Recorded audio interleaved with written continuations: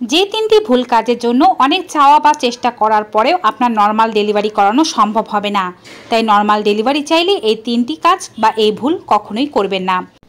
প্রথমত, normal delivery চাইলে কখনোই ডেলিভারির জন্য বা ব্যথা সহ্য করার সময় অতিরিক্ত চিৎকার চেঁচামেচি করবেন না। এতে আপনার এনার্জি লস হবে এবং বাচ্চা হওয়ার প্রসেস আরও কঠিন হয়ে যাবে।